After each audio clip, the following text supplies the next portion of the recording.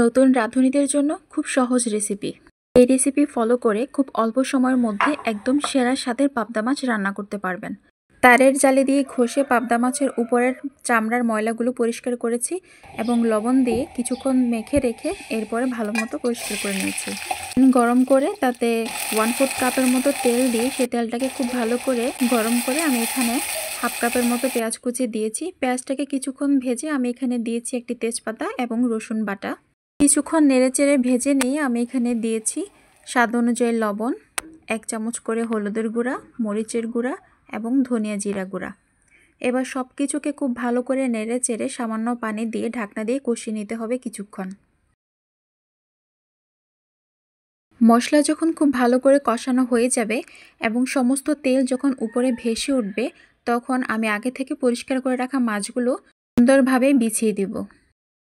এরপর ঢাকনা দিয়ে মাছগুলোকে 2 থেকে 3 মিনিট কষিয়ে নিব। এই পর্যায়ে মাছগুলো উল্টানোর কোনো প্রয়োজন নেই। 3-4 মিনিট পর ঢাকনা খুলে মাছগুলোকে একটু নেড়ে দিচ্ছি, তবে উল্টাচ্ছি না, কারণ যেহেতু মাছগুলো খুবই নরম তাই ভেঙে যেতে পারে। এরপর আমি এখানে ঝোলের জন্য 2 কাপ পানি দিয়ে দিলাম। পাবদা মাছ সাধারণত মাখা মাখা ঝোলে খেতে বেশি ভালো লাগে, তাই এখানে পানির পরিমাণ কম দিয়েছি। এরপর ঢাকনা দিয়ে ঢেকে দিলাম।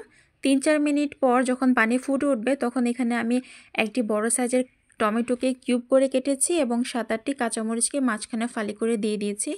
রান্না হয়ে গেলে আমি এখানে ধনিয়া পাতা দিয়ে দিয়েছি। ধনিয়া পাতা দিয়ে 2-1 মিনিট ঢেকে রাখতে হবে, এতে করে ধনিয়া পাতার ফ্লেভারটি পুরো তরকারিতে ছড়িয়ে যাবে। তরকারি কালার দেখে নিশ্চয়ই বুঝতে পারছেন রান্নাটি কত বেশি সুন্দর এবং মজাদার হয়েছে। আশা করছি আমার সহজ রেসিপিটি আপনাদের সবার উপকারে আসবে। ভিডিও ভালো লাগলে লাইক, কমেন্ট, শেয়ারের পাশাপাশি আমার পেজটি ফলো দিতে ভুলবেন না এবং চ্যানেলটি সাবস্ক্রাইব করার অনুরোধ রইল। ধন্যবাদ।